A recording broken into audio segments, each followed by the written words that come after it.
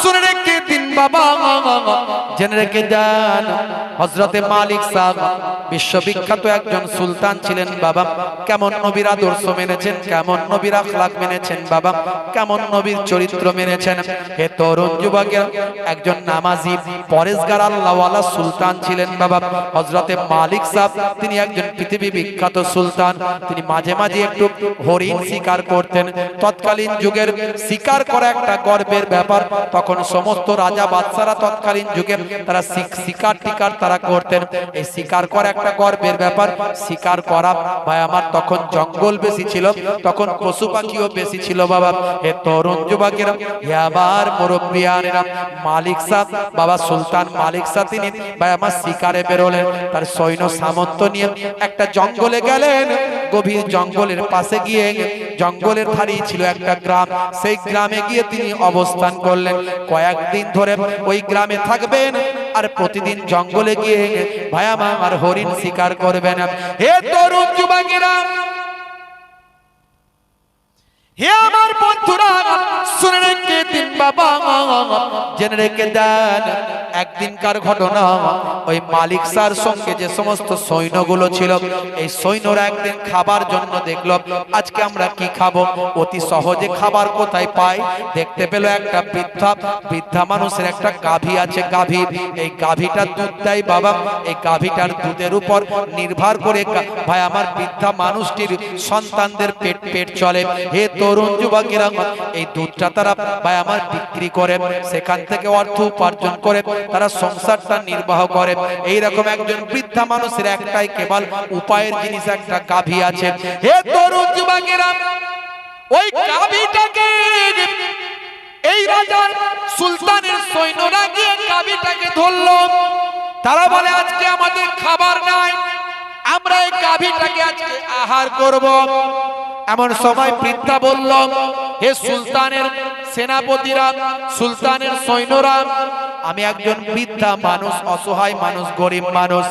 এই গাভী ছাড়া আমার আর অন্য কিছু নাই।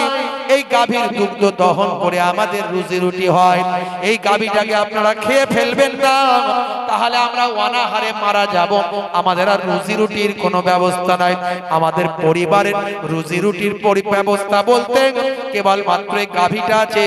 এই গাভীটা কখনো খাবেন না।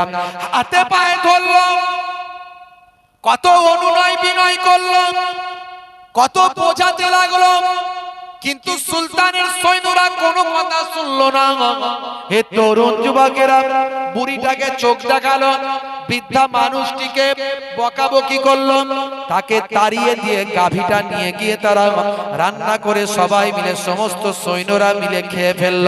হে তরুণ যুবকেরা, বৃদ্ধা মানুষ অসহায় হয়ে পড়ল, চোখের পানিতে বুক ভাসাতে লাগলো। জানতে পারল রাজা সুলতান মালিক একজন ন্যায় বিচারক আল্লাহওয়ালা মানুষ। এই চিন্তা করে ভাইরা আমার তরুণ যুবকেরা, ওই বৃদ্ধা তখন ভাবলেন সুলতান মালিক শাহকে আমি কোথায় পাবো, সুলতান মালিক শাহকে আমার কথাটা জানাবো। আমি জানতে পেরেছি সুলতান মালিক শাহ একজন ন্যায় বিচারক মানুষ, তিনি একজন সৎ মানুষ, আল্লাহওয়ালা মানুষ, পরেশগার মানুষ, নবী প্রেমিক মানুষ, প্রকৃত নবীর শিষ্য। তার কাছে আমার মনের দুঃখের কথা জানাতেই হবে, তার সৈন্যদের অবস্থার কথা আমাকে বলতেই হবে। হে তরুণ যুবকেরা, হে আমার বন্ধুরা, এমন সময় ভাই আমার তরুণ যুবকেরা পরিচয়টা জেনে নিন, কোন রাস্তা দিয়ে তিনি যাবেন, কোন পথ দিয়ে তিনি যাবেন, এই খোঁজ খবরটা তিনি কোন রকমে জোগাড় করেন। সেই রাস্তার উপরে একটা ছিল পুল, একটা ছিল ব্রিজ, যাকে পুল বলা হয়, ছোট একটা পুল। সে পুলেতে গিয়ে ঘন্টার পর ঘন্টা অপেক্ষা করতে লাগলো। সুলতান মালিক শাহ রাস্তা দিয়ে যাবেন, তাকে আমি আমার মনের দুঃখের কথা খুলে বলবো। হে তরুণ যুবকেরা, এইভাবে ঘন্টার পর ঘন্টা অপেক্ষা করার পরে সেই শুভ সময় শুভক্ষণে সে হাজির হলো। সুলতান মালিক সাহেব ভাই আমার তার সৈন্য সামন্ত নিয়ে সেই পথ দিয়ে ঘোড়ার উপর সওয়ার হয়ে তিনি চলে যাচ্ছেন। হে তরুণ যুবকেরা, এমন সময় বৃদ্ধা আওয়াজ দিয়ে বললেন, হে আন্দালুসের সুলতান, হে আন্দালুসের সুলতান, হে সুলতান মালিক সাহেব, আমি বৃদ্ধা আপনার জন্য ঘন্টার পর ঘন্টা দাঁড়িয়ে আছি, আপনি আমার একটা ফয়সালা কি এই পুলেতে করবেন না কাল কিয়ামতের দিনে পুলসিরাতের পুলে করবেন? আপনি এই পুলেতে করবেন না কাল কিয়ামতের দিনে পুলসিরাতের পুলেতে করবেন? কোন পুলেতে আপনি আমার বিচারটা করবেন একটুখানি বলুন। দুনিয়ার জমিনে এই পুলেতে আমার বিচার করবেন না কাল কিয়ামতের দিনে পুলসিরাতের পুলেতে বিচারটা করবেন? এ কথা শোনার পরে সুলতান মালিক স্যার হৃদয়টা থরথর করে কম্পন হলো। কিয়ামতের কথা বলো না ও বুড়িমা, বুড়িমা, কিয়ামতের পুলসিরাতের পুলের কথা বলো না। সেদিনে বিচার করার ক্ষমতা আমি সুলতান মালিক স্যারের নাই। সেদিনে আমার কোনো মূল্য থাকবে না, ক্ষমতা থাকবে না। আজকে আমার ক্ষমতা আছে। বলো আজকে তোমার বিচারটা আমি এই পুলেতেই করতে চাই। আমি এই পুলেতেই বিচার করব। সঙ্গে সঙ্গে ঘোড়া থেকে নেমে বললেন, মা বুড়িমা বলো তোমার কি বিচার চাই? নেতা কাকে বলে দেখুন। দয়ার নবী নেতৃত্ব শিখিয়েছেন। আল্লাহর নবী মসজিদে বসে আছেন। তখনকার যুগে তো টাইলস দেওয়া মসজিদ ছিল না, এসি মসজিদ ছিল না, বিশাল বিশাল বায়ামার প্রাসাদের মতো মসজিদ ছিল না। হে তরুণ যুবকেরা, উপরে খাজুর গাছের ডাল আর পাতা দিয়ে ছাওয়া, নিচেটা বায়ামার সেই মদিনার মাটি দিয়ে তৈরি মসজিদ। বাবা বন্ধুরা আমার, তরুণ যুবকেরা আমার, একদিন একটা ইহুদি বায়ামার আসমানি কিতাবে পণ্ডিত, সে চিন্তা করলো যদি প্রফেট মুহাম্মদ সত্যি সত্যি শেষ নবী হয়, আমি ঈসা নবীর কথা পড়েছি, মুসা নবীর কথা পড়েছি, আমি ইনজিল পড়েছি, তাওরাত পড়েছি, সেই নবী যদি সত্যি নবী হয়, নবী প্রচন্ড উত্তেজিত তিনি হবেন না। যে কোনো ভাই আমার রাগের বিষয়েও তিনি রাগ করবেন না, তিনি ঠান্ডা মেজাজে তিনি সমস্যার সমাধান করবেন। তিনি হবেন দয়ার নবী, তিনি হবেন মায়ার নবী। আমি আসমানি কিতাবগুলো পড়ে যা বুঝেছি, তাকে প্রচন্ড রাগিয়ে দেওয়ার পরেও কিন্তু তিনি রাগ করবেন না। এই রকম মানুষ হবেন আখিরি জামানার পয়গম্বর। এই চিন্তা করে ইহুদি ভাই পরীক্ষা করার জন্য আখিরি জামানার পয়গম্বরের নাম ঠিকানা শুনে নিয়ে নবীকে জানার জন্য, পরীক্ষা করার জন্য ভাইরা আবার ওই মসজিদে গিয়ে নবী বসে আছেন, সাহাবায়ে কেরামদের নিয়ে বসে আছেন, আলোচনা করছেন, বক্তব্য দিচ্ছেন। এমন সময় ওই ইহুদি মসজিদে ঢুকে মসজিদের এক ধারেতে গিয়ে, এক কোণেতে গিয়ে ছচ্ছর করে পেচ্ছাপটা করতে শুরু করে দিল। এই পেচ্ছাপটা করতে যখন শুরু করলো, নবীর শিষ্যরা সাহাবায়ে কেরামেরা প্রচন্ড ক্ষিপ্ত হয়ে গেল। ইয়া রাসূলুল্লাহ, ইয়া হাবিবাল্লাহ, আপনি একবার অনুমতি দেন। এত বড় বদমাইশ, এত বড় জালেম, এত বড় ক্ষমতা, আমাদের ইবাদতের ঘরেতে পেচ্ছাপ করে দেয়। ওর গার্দানে তলোয়ার মেরে গার্দানটা দুখানা করে দেব। নবী আমার ইজাজত দেওয়া তো দূরের কথা, বা আমার অনুমতি দেওয়া তো দূরের কথা। কেমন নেতা, কেমন নেতৃত্ব, কেমন প্রফেট, কেমন ভাই আমার বিশ্ব নবী, একটুখানি ভাবুন, চিন্তা করুন। হে তরুণ যুবকেরা, এনসাইক্লোপিডিয়া বিশ্বকোষের রাইটার বলেছেন, মুহাম্মদ সাল্লাল্লাহু আলাইহি ওয়াসাল্লাম has been the most practical and most successful of all prophets. Muhammad সাল্লাল্লাহু আলাইহি ওয়াসাল্লাম একজন অতি বাস্তববাদী এবং অতি সফলকামী সমস্ত নবীদের থেকে। হে তরুণ যুবকেরা, ভাই আমার দোস্ত, আমার মুরব্বিয়ানেরা, ভাই আমার ঐতিহাসিক স্মিথ বলেছেন, by a fortune absolutely unique in history, ইতিহাসের বিরল চরিত্র হলো প্রফেট মুহাম্মদুর রাসূলুল্লাহ। মুহাম্মদ সাল্লাল্লাহু আলাইহি ওয়াসাল্লাম ভাই আমার is a threefold founder, তিনি তিনটে ফোল্ডের প্রতিষ্ঠাতা, of a nation, of an empire, of a religion, একটা সমাজ, একটা ধর্মের, একটা জাতি তিনি প্রতিষ্ঠা করেছেন। হে তরুণ যুবকেরা, উইলিয়াম হার্ট, মাইকেল হার্ট, এই ভাই আমার, হে তরুণ যুবকেরা, হে আমার মুরব্বিয়ানেরা, তিনি একটা গ্রন্থ লিখেছেন। গ্রন্থটার নাম হলো দ্য 100। 100 জন সেরা সেরা মনীষীর নাম সেখানে তুলে ধরেছেন, বায়োডাটা সেখানে তুলে ধরেছেন। 100 জন মহাপুরুষের ভাই আমার ছোট্ট ছোট্ট করে বায়োডাটা, ইতিহাস সেখানে লিখে দিয়েছেন। তিনি চিন্তা করলেন, কার নামটা আমি 1 নম্বরে লিখব, কার ইতিহাসটা আমি 1 নম্বরে তুলে ধরব। লোকে আমাকে প্রশ্ন করবে, 1 নম্বরে কেন তাকে স্থান দেয়া হলো, কারণ যাদের নাম ঠিকানা আমি, যাদের জীবনী, যাদের জীবন বৃত্তান্ত, যাদের বায়োগ্রাফি, যাদের বায়োডাটা আমি সেখানে তুলে ধরবো, তারা তো সাধারণ কোনো মানুষ নয়, তারা পৃথিবীর সেরা সেরা মানুষ, সেরা সেরা মনীষী তারা।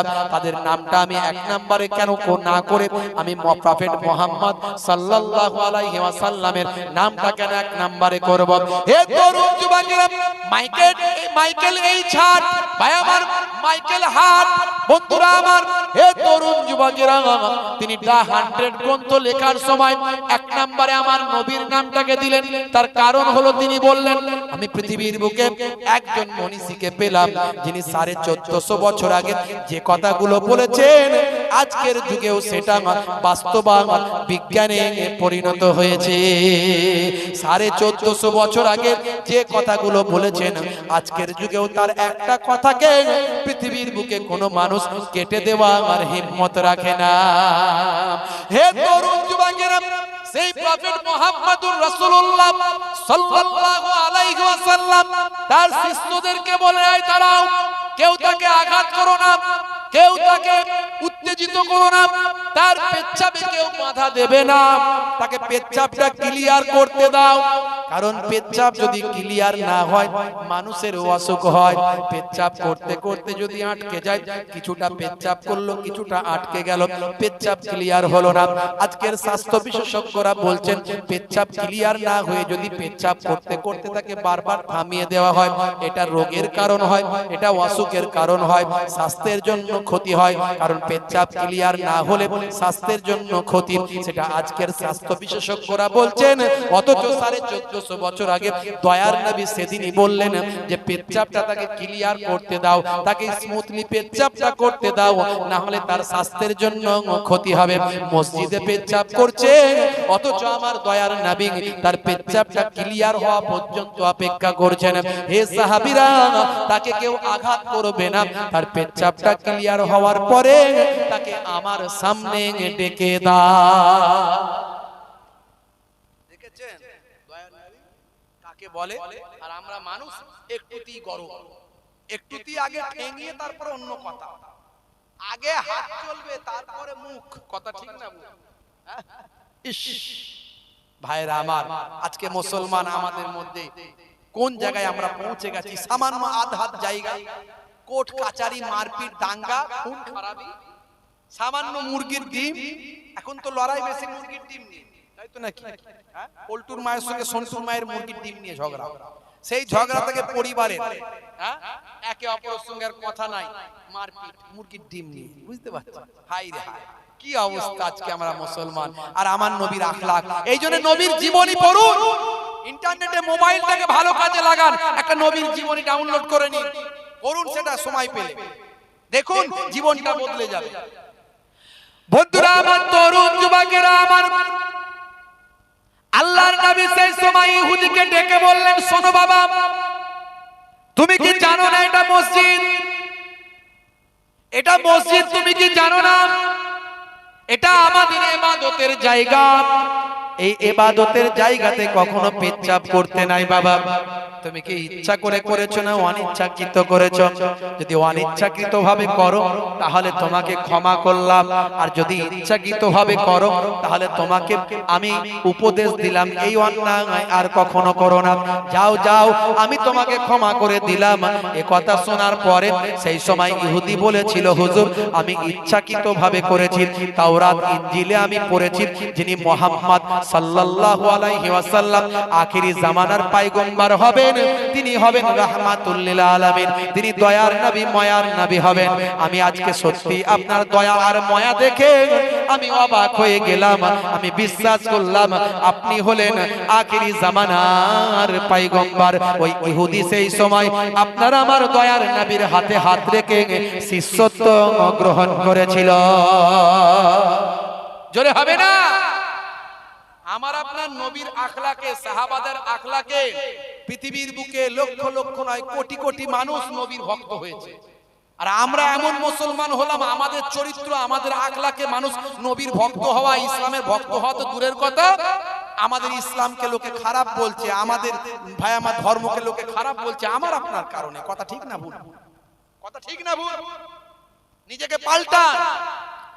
বন্ধুরা আমার, তরুণ যুবকেরা আমার, কষ্ট হচ্ছে আপনাদের, একটু হ্যাঁ হুতান কষ্ট হচ্ছে, শেষ করে দেবো, আর এইটুকু বলে দিচ্ছি শুধু। হে তরুণ যুবকেরা, মালিক শাহ রহমাতুল্লাহ আলাইহি, সুলতান মালিক শাহ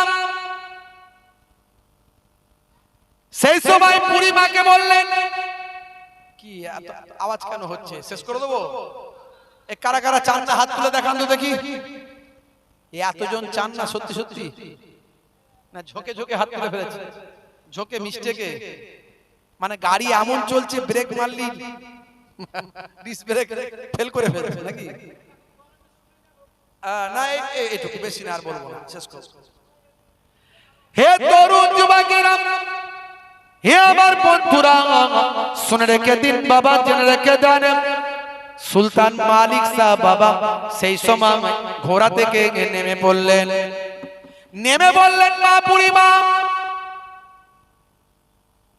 ও মা বুড়িমা, বিচার এখানেই হবে, পুলসিরাতের পোলে বিচার করার ক্ষমতা আমার নাই। কাল কিয়ামতের দিনে মহাপ্রলয়ের পরে আল্লাহ বিচার করবেন, ওখানে বিচার করার আমার ক্ষমতা নাই।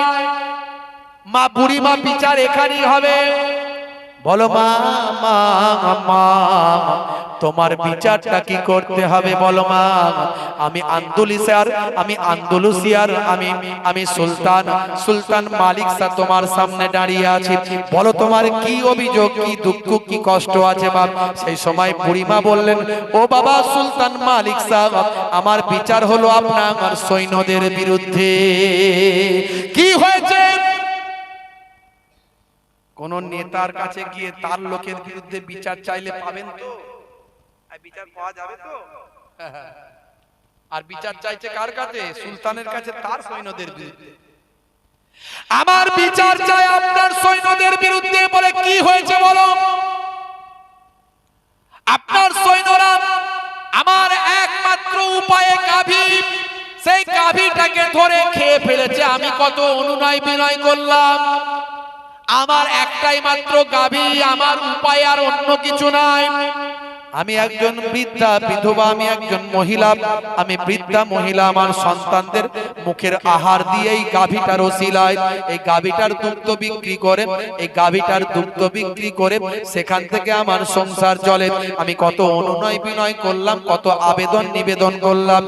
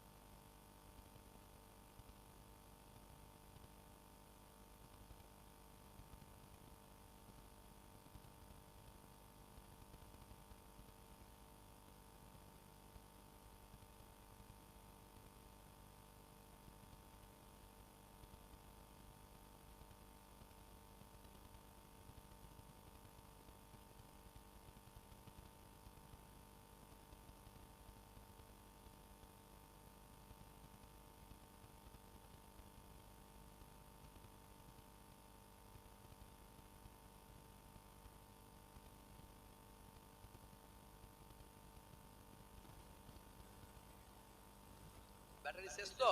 ব্যাটারি শেষ, এই হয়ে গেছে। কি ব্যাটারি পাল্টালে? তাহলে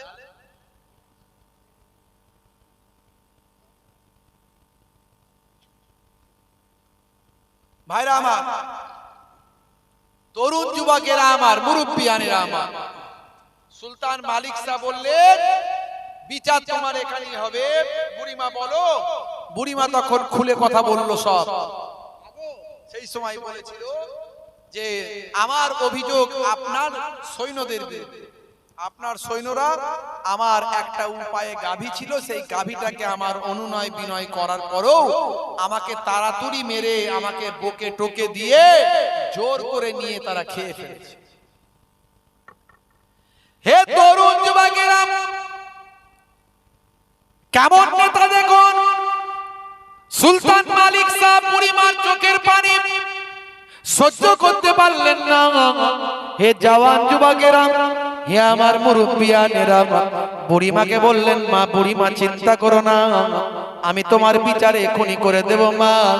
সেদিন কাল কিয়ামতের দিনে পুলসিরাতের পোলেতে বিচার করার ক্ষমতা সুলতান মালিক শাহের নাই। ও মা, সেদিন তুমি আল্লাহর দরবারে এই বিচারটা মোটেও দিও না, কারণ সেদিন যদি এই বিচারটা আল্লাহর কাছে দিয়ে দাও, সুলতান মালিক শাহ আল্লাহর দরবারে গ্রেফতার হয়ে যাবে। তাই মা চিন্তা করো না, তোমার বিচার এই আন্দালুসিয়ার পোলের উপর হয়ে যাবে বিচার। দেখো মা, এখনই আমি তোমার বিচার করছি। সুলতান রাগান্বিত হলেন, চোখটা অগ্নিশর্মা হয়ে গেল, ভয়ঙ্কর চেহারা ধারণ করলেন। ডাকো কোন সৈন্যরা বুড়িমার অনিচ্ছা সত্ত্বেও বুড়িমার জোর করে ওই গাভীটাকে ভক্ষণ করেছে। ডাকো। হে তরুণ যুবকেরা, সঙ্গে সঙ্গে ওই সৈন্যদেরকে ডাকা হলো। সুলতান মালিক শাহ তাদের ক্রোধের শিকার হলেন। তারা সুলতান মালিক শাহের ক্রোধের শিকার হলেন।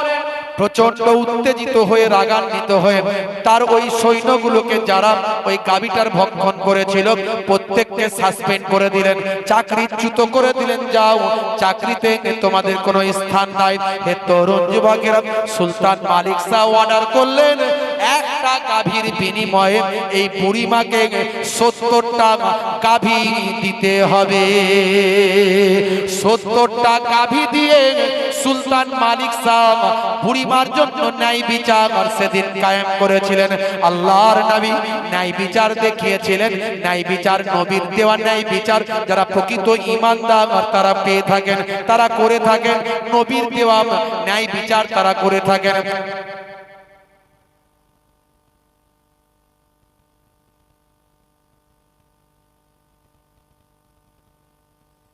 না না, অটোমেটিক লুজ হয়ে যাচ্ছে। হ্যাঁ, আমি হাতি দিই তো ওখানে, তাহলে বন্ধ হচ্ছে কি? তোমার লুজ ক্যান্সার হচ্ছে। সুলতান মালিক শাহ সেদিন বিচার করেছিলেন। বলার উদ্দেশ্য হলো, দেখুন একজন প্রকৃত নবীর শিষ্য কেমন ন্যায় বিচারক হয়। ভাইরা আমার, শুধু আমার নবী নবী নবী নবী করলে হবে না, নবীর দেখানো পথ আমাদের গ্রহণ করতে হবে। আজ থেকে প্রতিজ্ঞা করতে হবে,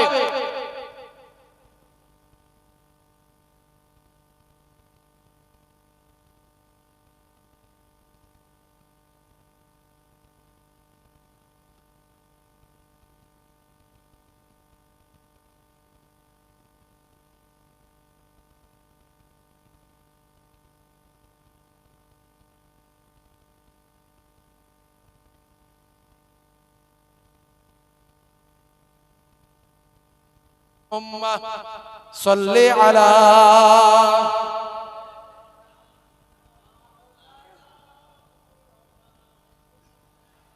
ওয়া আলা আলিহি। ভাইরা আমার, এই কথাটা বলি শেষ করে দিই। তাহলে আমার নবী শুধু নবী নবী নবী নবী করলে হবে না, নবীর বেলাদাত আর সিরাত শুনলে হবে না, রাসূলের জীবন জিন্দেগি রাসূলের নির্দেশকে মানতে হবে। আজকে মুসলমান সেই নবীর দেখানো পথে চলতে হবে।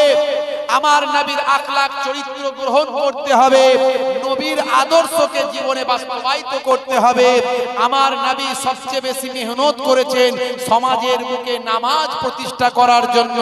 বেনামাজি হলে হবে না, সবাইকে নামাজি হতে হবে। রাজি আছেন তো নাকি? এই রাজি আছেন? অনেকে আওয়াজ দিচ্ছে না, আবার অনেকে ইনশাআল্লাহর মশলা দিচ্ছে। ওরা জানে মশলা যে ইনশাআল্লাহ বললে মানে আল্লাহ যদি চায়, নামাজ না পড়লে বলে আল্লাহ চাইনি তো হয়। লাইন ভালো, সব জায়গায় মুফতি ফতোয়াগিরি, বুঝতে পারছেন তো? অনেক লোক দেখবেন যেখানে ডেঞ্জারাস ব্যাপার থাকে, হ্যাঁ, এই মাকে ডাক্তারখানায় নিয়ে যাবে, মায়ের শরীর অসুস্থ, ইনশাআল্লাহ তার মানে ও নিয়ে যাবে না মাকে, মা বয়স হয়ে গেছে ঘরে বসে মরে যাক। লাইন বুঝতে পারছেন তো? ভাইরা আমার, আর যেখানে ইনশাআল্লাহ বলা দরকার সেখানে বলবে না। বাপেরা আমার, তরুণ যুবকেরা আমার, নামাজ পড়তেই হবে। এখানে ইনশাআল্লাহ বলে মুক্তি দেওয়ার, ছাড় দেওয়ার কোনো রাস্তা নাই। কোরআন মাজিদে ডাইরেক্ট 82 বার, আর ভাই আমার ইনডাইরেক্ট নামাজের নির্দেশ 700 বার করা হয়েছে। আপনি যদি একবার নামাজ ছেড়ে দেন 700 বার আল্লাহর কথাকে অমান্য করলেন। এখানে নিশ্চয় সবাই নামাজি, কথা ঠিক না ভুল? আল্লাহ রাব্বুল আলামিন আপনার আমার नमाज का मोहताज नहीं है। रब्बुल आलमीन आपका और मेरा नमाज का मोहताज नहीं है। अल्लाह रब्बुल आलमीन कोई नमाज पढ़े या ना पढ़े अल्लाह का कोई लेना देना नहीं है। नमाज अल्लाह का इबादत है। মনে রাখবেন, আমার আল্লাহ তাআলা দেখতে চান কে নামাজি হলো আর কে বেনামাজি হলো, কে ওয়াফাদার হলো আর কে ওয়াফাদার হলো না। কোন वफादार है, कौन नमाज पढ़ता है, कौन काम से ज्यादा नमाज को मोहब्बत करता है। काम छोड़ के जो मस्जिद में जाता है, खेत छोड़ के जो मस्जिद में जाता है, घर छोड़ के जो मस्जिद में जाता है, बाजार छोड़ के जो मस्जिद में जाता है, दुकान छोड़ के जो मस्जिद में जाता है, वो वफादार है। और जो दुकान में रहता है नमाज छोड़ता है, जो खेत में रहता है नमाज छोड़ता है, वो गद्दार है। नमाजी कौन है, बेनमाजी कौन है, अल्लाह ये देखना चाहता है। अल्लाह को नमाज से कोई लेना देना नहीं है। अल्लाह बंदा को देखता है कौन गद्दार है और कौन वफादार है। আমার আল্লাহর যদি নামাজ আপনি না পড়েন আল্লাহর কোনো ক্ষতি হবে? জোরে বলেন, ক্ষতি হবে?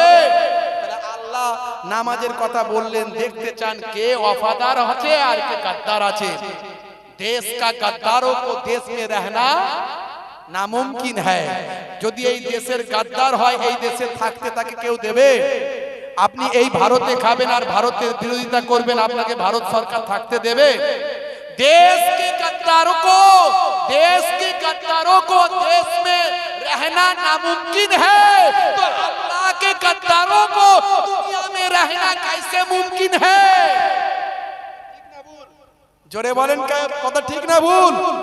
ভাইরা আমার, আজ থেকে বুকে হাত দিয়ে প্রতিজ্ঞা করুন, আমার নবী নামাজকে প্রতিষ্ঠা করতে এসেছিলেন। আলহামদুলিল্লাহ আপনারা সবাই নামাজি। আপনারা ভাববেন না যে আপনারা গাদ্দার, না না না, সবাই নামাজি। কেউ 5 ওয়াক্তের নামাজি, কেউ জুম্মার নামাজি। এই জুম্মা পড়ে না এমন কেউ আছে নাকি এখানে? আমাদের দিকে একটা একটা আছে এরকম, জুম্মাও পড়ে, জুম্মাও পড়ে। ওরা হলো গাদ্দার। যারা জুম্মাও পড়ে না, এই নামাজও পড়ে না, আবার দেখা গেল ঈদ বকরাইদও পড়ে না, ওরা হলো ওই নামাজি, বেনামাজি। নামে মুসলমান দাবি করে, কিন্তু আলহামদুলিল্লাহ আপনাদের এখানে সবাই নামাজি, কথা ঠিক না বল? কিন্তু শুধু জুম্মার নামাজি হলে হবে না, ঈদ বকরাইদের নামাজি হলে হবে না। নামাজি হতে হবে 5 ওয়াক্তের। কাজা হলে কাজা পড়বে, নামাজ ছেড়ে দেবেন না। কষ্ট হলে বসে পড়বেন, দাঁড়াতে পারেন না বসে পড়ুন। বসারও ক্ষমতা নাই, শুয়ে পড়ুন। আপনি খুব কষ্ট হচ্ছে, শুধু ফরজ ওয়াজিব গুলো পড়ুন, সুন্নত নফলটা না পারলে তবুও আল্লাহর কাছে ছাড় পাবেন, আল্লাহর নবীর কাছে ছাড় পাবেন। ইয়া রাসূলুল্লাহ, আমি তোমার সুন্নত পড়তে পারিনি, খুব কষ্টের মধ্যে ছিলাম। কিন্তু ফরজ আপনাকে ছাড়া যাবে না, আপনাকে ওয়াজিব ছাড়া যাবে না। ভাইরা আমার, আজানে 17টা ওয়ার্ড আছে, 17টা ওয়ার্ড আজানে আছে। অর্থাৎ ভালো করে অঙ্ক কষলে দেখা যায় 17 রাকাত হলো ফরজ নামাজ। ফরজ নামাজ হচ্ছে 17 রাকাত।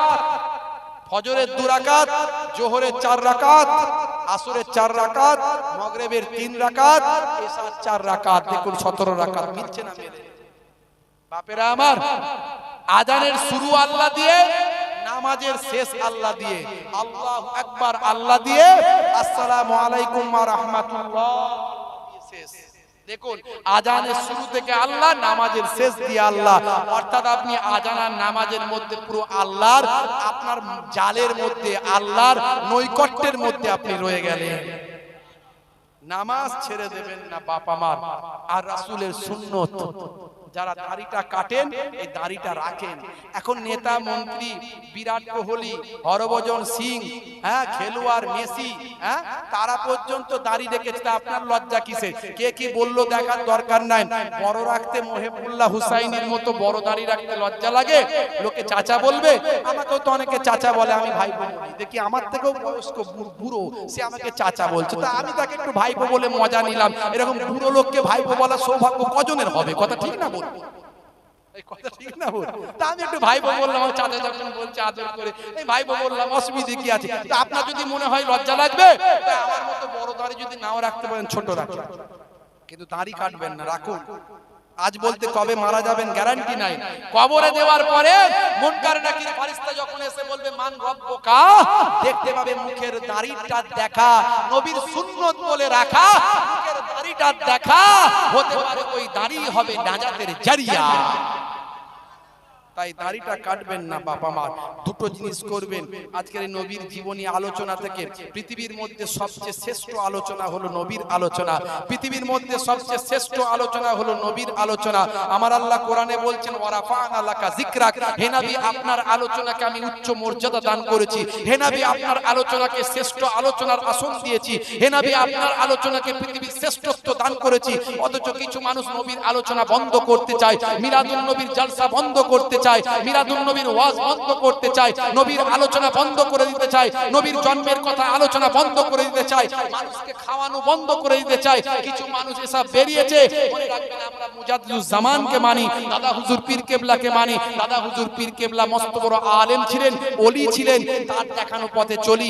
এত মোবাইলের যুগে, ইন্টারনেটের যুগে এত রকমের বক্তা বেরিয়েছে, কত যে বক্তা। কেউ বলছে কোরআন শরীফ আমি নতুন করে লিখছি, জানেন এইরকম বক্তাও আছে বাংলাদেশে, বলছে নতুন করে কোরআন শরীফ লিখছি, আগের গুলো যা ছিল এখন নতুন করে লিখছি, এটা হলো অরিজিনাল আসছে।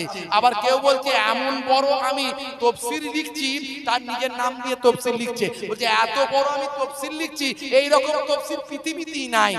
এই রকম অহংকারী লোকেরা সব এখন উঠে পড়ে লেগেছে ইসলামকে ধ্বংস করার জন্য। বুঝতে পারছেন আখেরি জামানা কার কথা মানবেন? একজন বলছে কালেমা লা ইলাহা ইল্লাল্লাহ মুহাম্মাদুর রাসূলুল্লাহ একসঙ্গে পড়লে শিরক হয়ে যাবে, একসঙ্গে কলেমাই পড়া যাবে না, মানে নবীর নাম আল্লাহর নামের সঙ্গে পড়বে না।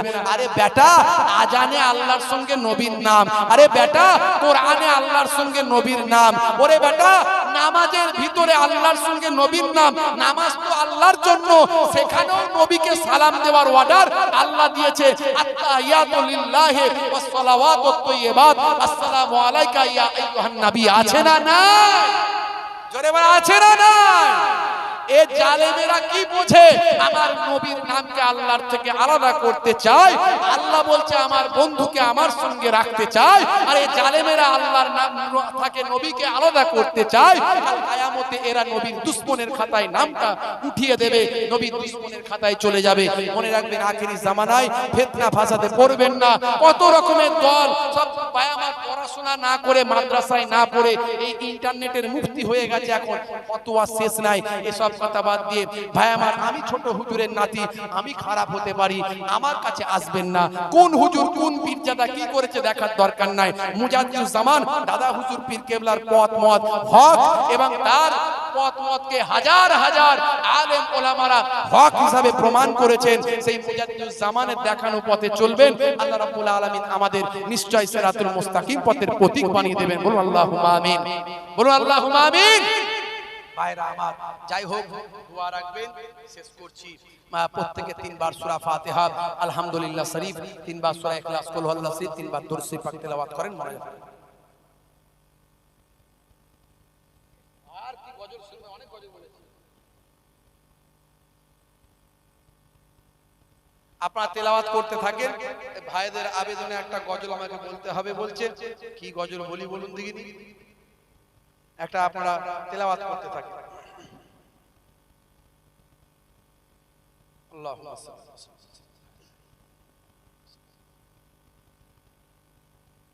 2-4 লাইন একটু বলে দিস,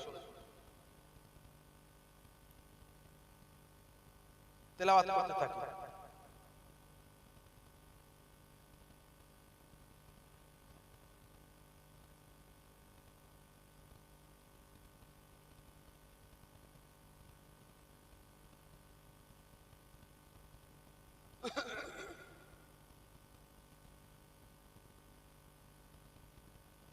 আমাকে ডেকে নাও নবী দো জাহান, আমি যে তোমার গো মদিনার গোলাম। আমাকে ডেকে নাও নবী দো জাহান, আমি যে তোমার গো মদিনার গোলাম। তোমারই নামটা মনেতে এঁকেছি, তোমারই ফুল দিয়ে মালা গেঁথেছি। তোমারই নামটা মনেতে এঁকেছি, তোমারই ফুল দিয়ে মালা গেঁথেছি। তোমারই ইশকে আমি যে ডুবেছি, তোমারই সাফাত আমি যে চেয়েছি। আমাকে ডেকে নাও নবী দো জাহান, আমাকে ডেকে নাও নবী দো জাহান, আমি যে তোমার গো মদিনার গোলাম। জোরে হবে না?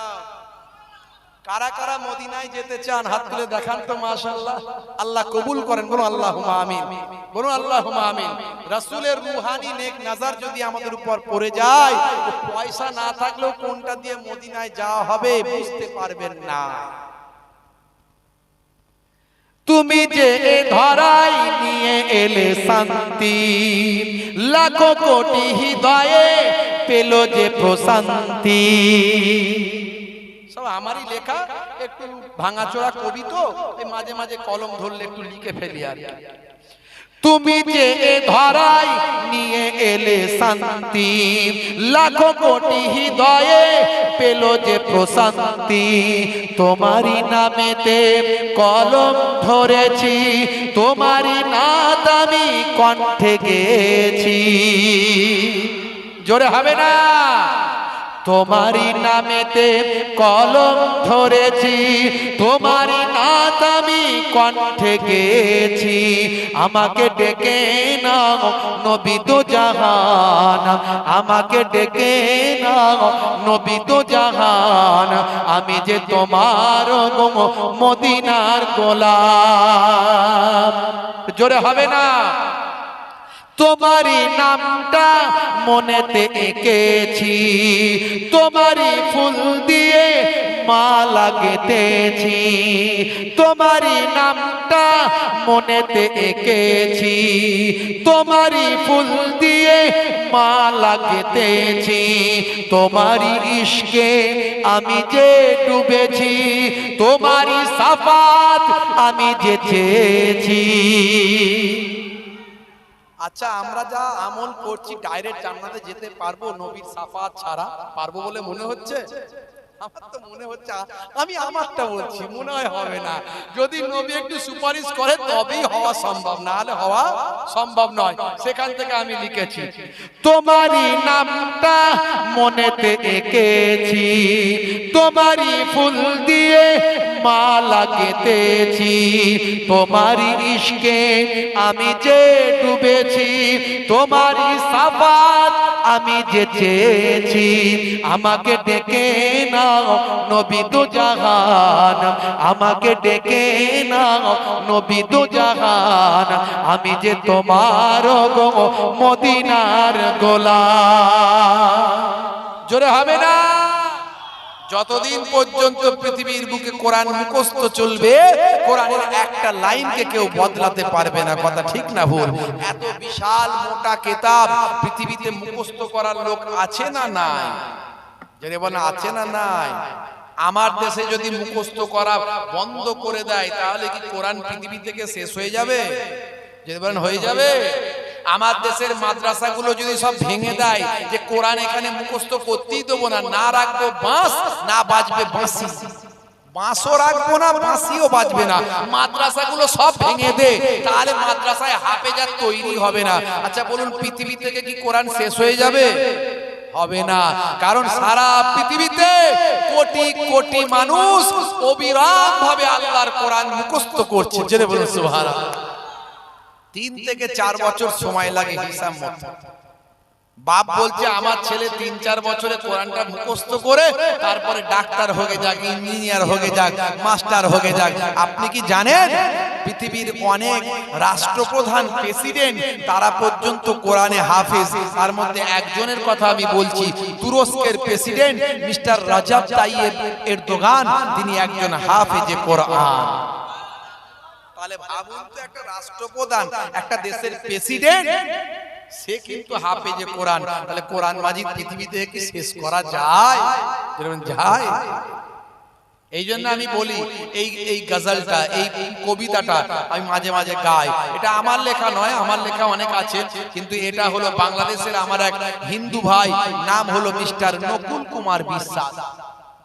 ইন্টারনেটে আছে, মিস্টার নকুল কুমার বিশ্বাস 2010 সালে যখন ভাই আমার আমেরিকার বুকে মিস্টার টেরি জোন্স একজন ভাই আমার নাসারাদের পণ্ডিত, সে বলেছিল কোরআন মাজিদ আমি পুড়িয়ে দেব, ঈদের দিনে কোরআন মাজিদ পুড়িয়ে দেব। পোড়ালে কি হবে? কোরআন মাজিদ পোড়ালে আমাদের কষ্ট হয়, দুঃখ হয়। কোরআনকে কেউ অপমান করলে আমাদের কষ্ট হয়, কিন্তু এতে কি কোরআনের ক্ষতি হবে না আল্লাহর কোনো ক্ষতি হবে? হবে কি? হবে না। মাঝে মাঝে আমাদের দুঃখ দিয়ে আমাদের পরীক্ষা নেওয়া হয়, আর আমাদের ঈমানের শক্তিটা বেড়ে যায়। কথা ঠিক না ভুল? আমাদের ঈমানের শক্তি তখন বেড়ে যায়। তখন বাংলাদেশের আমার ওই হিন্দু ভাই, বিশ্ববিখ্যাত একজন কবি, নাম হলো মিস্টার নকুল কুমার বিশ্বাস, কবিতা রচনা করে বলেছে, যদি আগুন লেগে ধ্বংস হয়ে যায়, ধ্বংস হয়ে যায়। হে নকুল কুমার বিশ্বাস বলছেন, হে মিস্টার টেরি জোন্স, শোনো, তুমি কোরআন মাজিদ পড়াবে বলেছো, শোনো আমি কি বলছি বাংলাদেশ থেকে, আমি নকুল কুমার বিশ্বাস কি বলছি শোনো।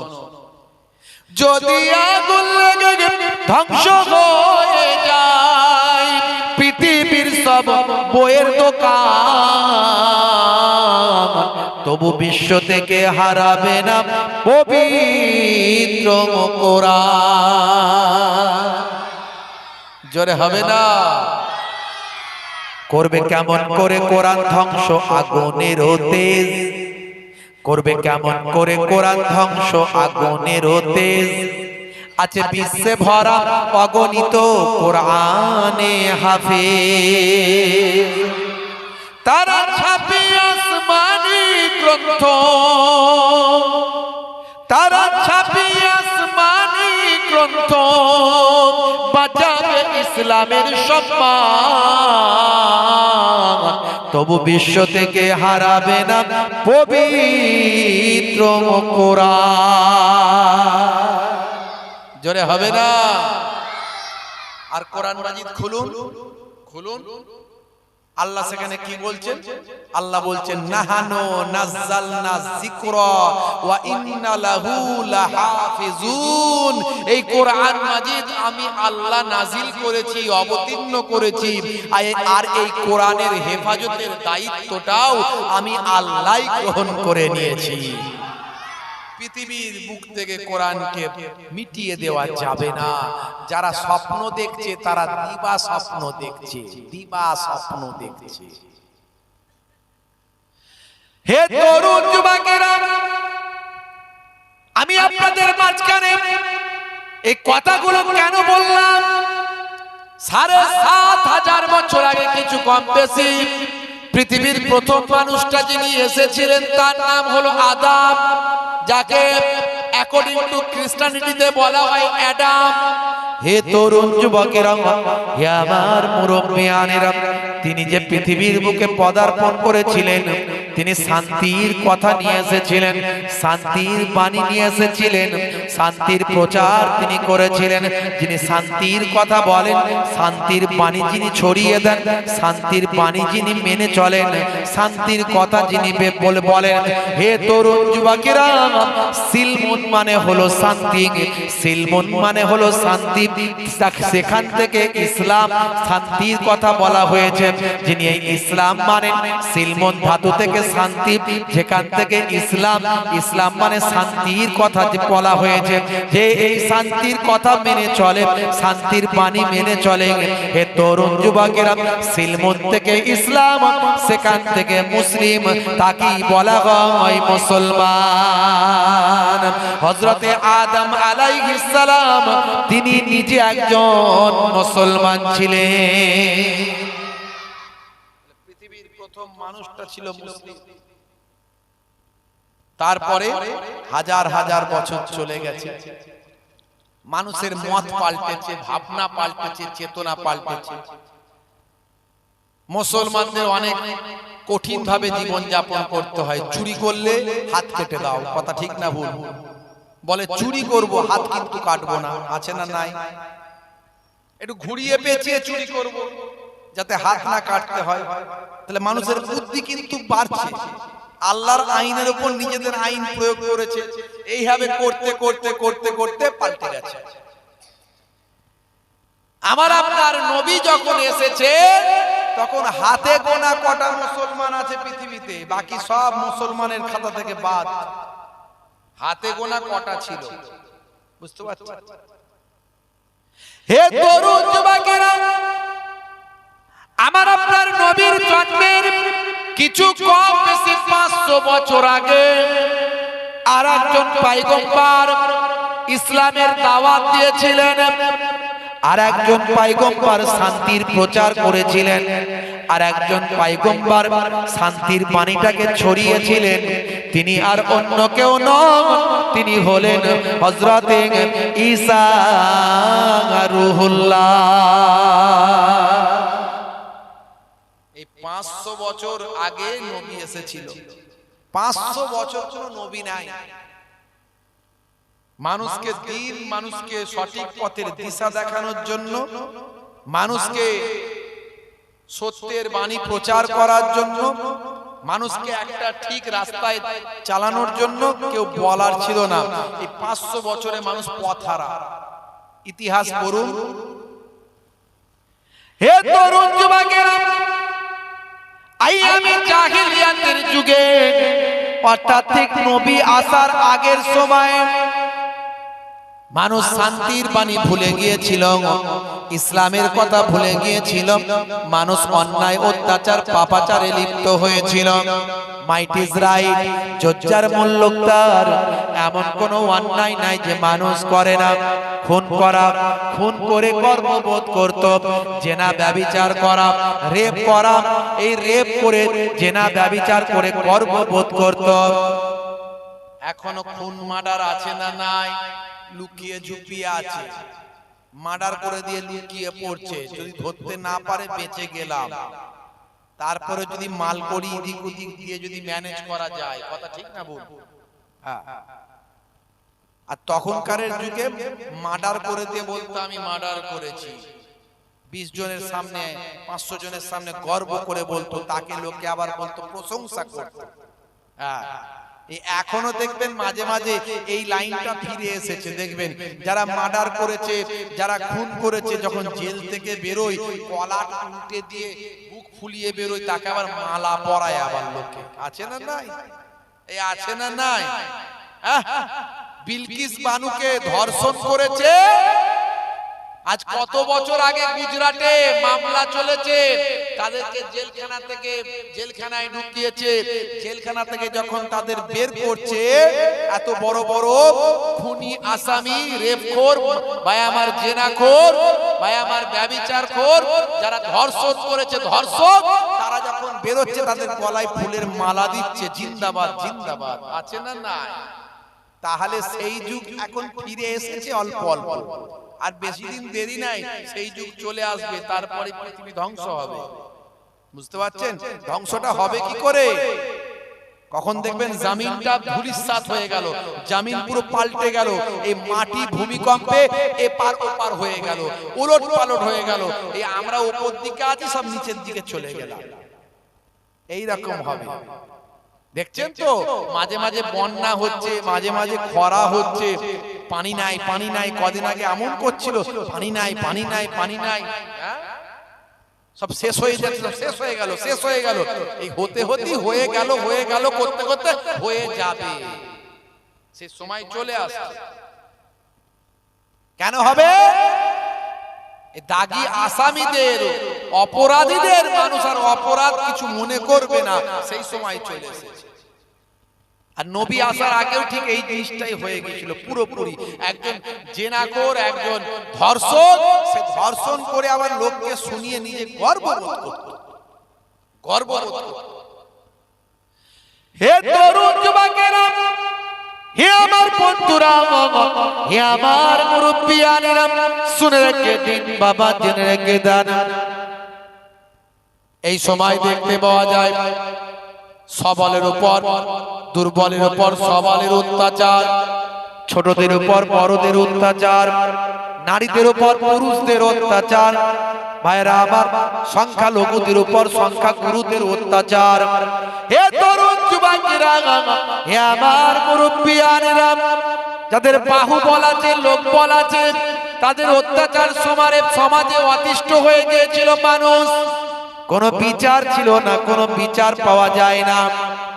খালি বলছে justice, we want justice, we want justice, করছে না, করেনি। কিন্তু জাস্টিস নাই, বিচার নাই। হবে কি করে? হবে কি করে? হ্যাঁ, তুমি মহারাজ সাধু হলে আজ আমি আজ চোর বটে। তুমি মহারাজ সাধু হলে আজ আমি আজ চোর বটে। হ্যাঁ, তোমার বেলায় খুব ভালো আর আমার বেলায় খুব খারাপ। জাস্টিস হবে কোথায়? উই ওয়ান্ট জাস্টিস, কোনো জাস্টিস নাই। হে তরুণ যুবকেরা, ওই সমস্ত মানুষগুলো এমন কোন অন্যায় ছিল না যে অন্যায় তারা করে না।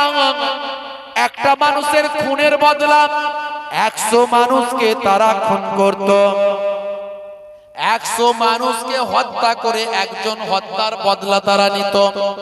আইন বলে কিছু ছিল না, প্রশাসন বলে কিছু ছিল না, ল বলে কিছু ছিল না, সমাজের বুকে শান্তি প্রতিষ্ঠা করার মতো মানুষ কেউ ছিল না।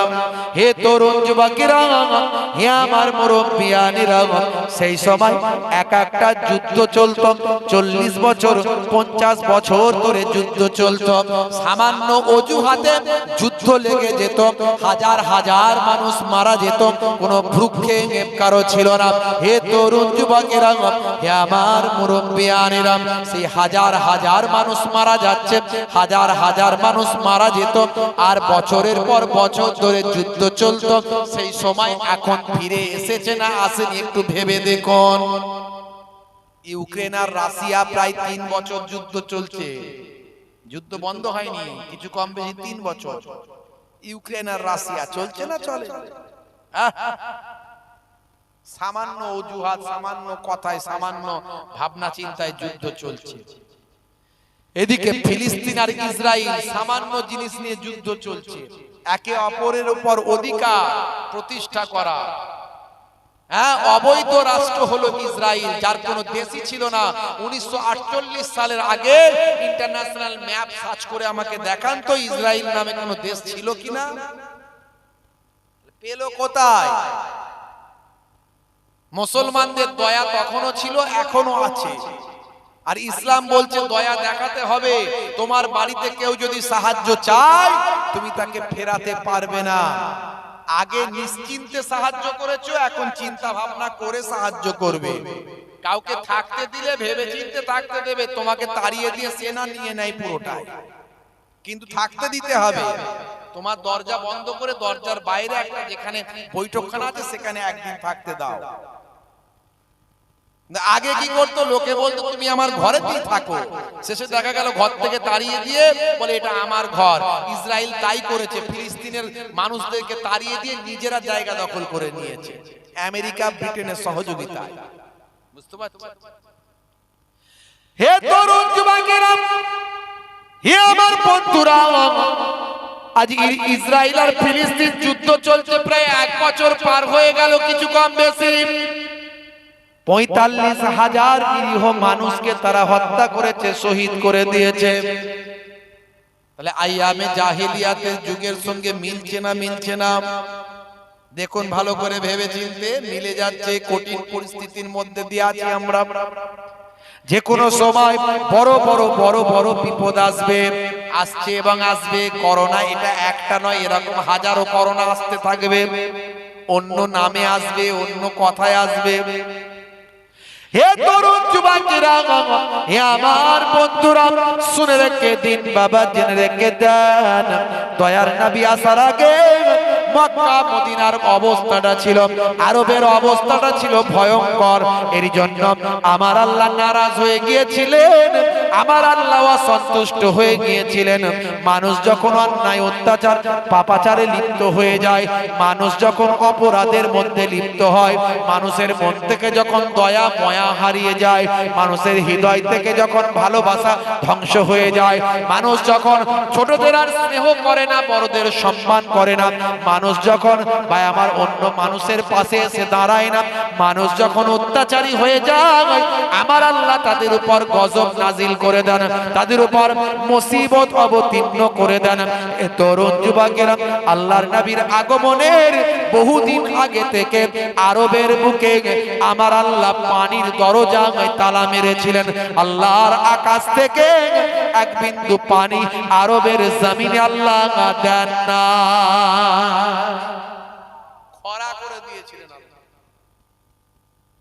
গাছপালা সব হলুদ হয়ে গেছে, চাষবাস সব লাটে উঠে গেছে, মানুষের হাহাকার চলছে, ক্ষুধার যন্ত্রণায় মানুষ কাতর, পানির জন্য মানুষ অস্থির, মানুষ বলে হাই পানি হাই পানি, পশু পাখিগুলো মারা যাচ্ছে, শুকিয়ে যাচ্ছে। হে তরুণ যুবকেরা, যেদিনে আপনার আমার দয়ার নবী আখিরি জামানার পয়গম্বর, জগতের শেষ নবী, রাহমাতুল লিল আলামিন, দয়ার নবী, মায়ার নবী, আপনার আমার আখিরি জামানার পয়গম্বর যেদিন মায়ের পেটেতে স্থান লাভ করেছেন, আমার আল্লাহ আকাশের ফারিস্তাদের ডাক দিলেন। আমার আল্লাহর কাছে ফারিস্তারা যেতে পারে না, আল্লাহর কাছাকাছি ফারিস্তারা যেতে পারে না। সিদরাতুল মুনতাহা বলে একটা জায়গা আছে, একটা কুল গাছ আছে, বুঝতে পারছেন?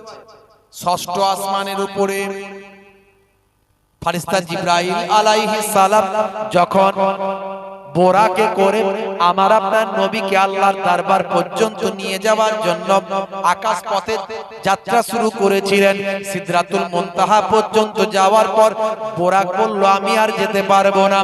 জিবরাইল ফারিস্তা বললেন আমার শত শত যে ডানা আছে ভাই, আমার 600 ডানা আছে, এই ডানা সিদরাতুল মুনতাহার উপরে যেতে পারবে না। এখানে আল্লাহর নূরের তাজাল্লি এত, যে জায়গায় যদি আমি এক কদম যাই আমি পুরে ছারখার হয়ে যাব, আল্লাহর নূরের তাজাল্লিতে ধ্বংস হয়ে যাব। হে তরুণ যুবকেরা, হে আমার বন্ধুরা, আমার আপনার নবী সেই সময় বলেছিলেন ভাই জিবরাইল, তাহলে আমি এখান থেকে কেমন করে আল্লাহর দরবারে আমি যাত্রা করব, আল্লাহর দরবারে আমি কেমন করে যাব? হযরত জিবরাইল ফেরেশতা বলেছিলেন ইয়া রাসূলুল্লাহ, হাবিবাল্লাহ, আপনি হলেন আমার আল্লাহর দরবারের শ্রেষ্ঠ মেহমান, শ্রেষ্ঠ মেহমানকে মেহমানদারি করার জন্য স্পেশাল যানবাহন আমার আল্লাহ পাঠাবেন। সেই যানবাহনটার নাম হলো রফরফ। এই রফরফ লিফট আমার আল্লাহ সিদরাতুল মুনতাহা পর্যন্ত পৌঁছে দিলেন। ফেরেশতা জিবরাইল আলাইহিস সালাম বোরাক থেকে নামিয়ে ওই রফরফে আপনার আমার দয়ার নবীকে তুলে দিলেন। কয়েক মুহূর্তের মধ্যে আপনার আমার নবী আল্লাহর আরশ পর্যন্ত পৌঁছে গেলে। বুঝতে পারছেন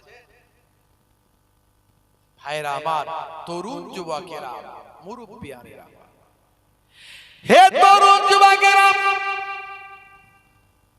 হে আমার বন্ধুরা, শুনে রেখে দিন বাবা, জেনে রেখে দেন বাবা, ফারিস্তাদের আল্লাহ আওয়াজ দিলেন, ডাক দিলেন, জানিয়ে দিলেন, হে তরুণ যুবকেরা, আমার আল্লাহ যদি কোনো কিছু বা আমার পৃথিবীর উপর, পৃথিবীর জামিনে কোনো কিছু আমার আল্লাহ যদি করার জন্য বা কোনো নির্দেশ জারি করেন, কোনো ফারিস্তাদের কোনো নির্দেশ জারি করেন, সেটা সিদরাতুল মুনতাহা পর্যন্ত আমার আল্লাহর আরশ থেকে পাঠিয়ে দেন। সিদরাতুল মুনতাহা থেকে ফারিস্তারা সেটা নিয়ে ভাই আমার তার যে যার নিজের কাজেতে তারা লেগে পড়েন। হে তরুণ যুবকেরা, 1450 বছর আগে আমার আল্লাহ কোরআন মাজিদে সাবআস সামাওয়াতি ওয়াল আরদ, সাবআস সামাওয়াত, 7টা আসমানের কথা বলা হয়েছে।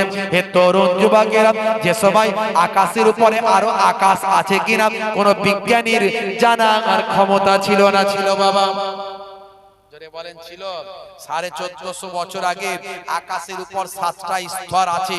এই আকাশ হচ্ছে 7টা স্তরে বিভক্ত। এটা কি কোনো বিজ্ঞানী আবিষ্কার করেছে? আজ থেকে 1450 1500 বছর আগে আবিষ্কার হয়েছে নাকি? হয়েছে মাত্র আপনার 100 বছর আগে হয়েছে। এই 100 বছর আগে, তার আগে মানুষ জানতোই না যে আকাশের উপরে আরো স্তর আছে। কিন্তু 1450 বছর আগে আল্লাহর কোরআনে লেখা হয়েছে।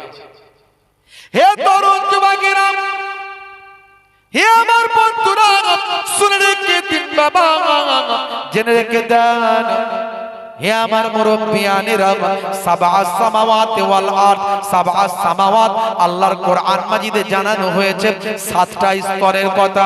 আকাশের 7টা স্তরের কথা 1450 বছর আগে আল্লাহর কোরআনে জানানো হলো। 1450 বছর পরে বিজ্ঞানীরা গবেষণা করতে গিয়ে তারা বলল, ভাই আমার আকাশের উপরে, ভাই আমার বায়ুমণ্ডলের 7টা স্তর আছে। স্ট্র্যাটোস্ফিয়ার, ওজোনোস্ফিয়ার, আয়োনোস্ফিয়ার করে তারা ভাই আমার 7টা স্তরের কথা বর্ণনা করল। আজকে যেটা গবেষণায় আকাশের বায়ুমণ্ডলের 7টা স্তর তারা আবিষ্কার করল, সেটা 1450 বছর আগে আল্লাহর কোরআনে লিপিবদ্ধ হলো। এর দ্বারাই বোঝা যায় আল্লাহ 1450 বছর আগে যা বলছেন, আজকের বিজ্ঞানীরা যত গবেষণা করছেন, একটার পর একটা গবেষণা বিজ্ঞানীদের মিলে যাচ্ছে। যত বিজ্ঞানের ডেভেলপমেন্ট বাড়ছে, তত আল্লাহর কোরআন বোঝা মানুষের জন্য সহজ হয়ে যাচ্ছে। যদি বলেন হুজুর আরো কোন উদাহরণ আছে নাকি, আমি অনেক উদাহরণের আগে দিয়েছি। ইন্টারনেটে গিয়ে আমার ওয়াজগুলো সার্চ করলে, বক্তব্য সার্চ করলে পাবেন। প্রায় হাজার হাজার বক্তব্য আছে, 20-25 হাজার বক্তব্য আমার আছে ইন্টারনেটে। বন্ধুরা আমার, তরুণ যুবকেরা আমার, মুরব্বিয়ানেরা আমার, শুনে রেখে দিন বাবা, জেনে রেখে দেন, আমার আল্লাহ কোরআন মাজিদে 1450 বছর আগে বলছেন, ওয়াল জিবালা আওতাদা, পাহাড়গুলোকে আমি আল্লাহ পেরেকের মতো গেড়ে দিয়েছি। 1450 বছর আগে আল্লাহ বলছেন পাহাড়গুলোকে পেরেকের মতো গেড়ে দিয়েছি। হে তরুণ যুবকেরা, আজকে বিজ্ঞানীরা গবেষণা করলাম, আচ্ছা বলুন তো দেখি, পেরেকের নিচের দিকটা বেশি থাকে না উপর দিকটা বেশি থাকে? পেরেকের নিচের দিকটা গাড়লে নিচের দিকে বেশি থাকে না উপরে? নিচের দিকে বেশি থাকে। 1450 বছর আগে আল্লাহ বলছেন পাহাড়গুলোকে পেরেকের মতো গেড়ে দিয়েছি। ওয়াল জিবালা আওতাদা, হে তরুণ যুবকেরা, হে আমার মুরব্বিয়ানেরা, আজকের যুগের বিজ্ঞানীরা গবেষণা করলো, তারা বলছে পাহাড়গুলোকে মাটির উপরে আমরা যতটা দেখি তার 80%, 70% থেকে 80%, 90% জমিনের নিচেতে সেটা আছে। 1450 বছর আগে আমার আল্লাহ যে পেরেকের সঙ্গে তুলনা করলেন বিজ্ঞানীদের কথার দ্বারাই, পাহাড়গুলো সব জমিনের নিচে 70 থেকে 90% গভীরতা সবচেয়ে বেশি আছে। উপর দিকে যতটা দেখতে পাই তার 70 থেকে 90% মাটির জমিনের তলায় আছে। মিলছে না মেলেনি? মিলছে না মেলেনি বলে? 1450 বছর আগে কোনো বিজ্ঞানী টিজ্ঞানী ছিল না এসব। কোনো কিছু ছিল? কোনো ল্যাপটপ ছিল? হ্যাঁ, কোন রকম উইপ্রো ছিল, ইনফোসিস ছিল, কোন রকম ভাই আমার নাসা ছিল, ইসরো ছিল? 1450 বছর আগে চাঁদে চন্দ্রযান, মঙ্গলযান এসব কিছু ছিল নাকি? কিচ্ছু ছিল না। আল্লাহ 1450 বছর আগে যা বলেছেন, যত গবেষণা হচ্ছে মিলে যাচ্ছে।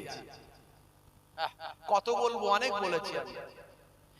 হে তরুণ যুবকেরা, হে আমার বন্ধুরা, হে আমার মুরব্বিয়ানেরা, কথায় কথা বেড়ে যায়।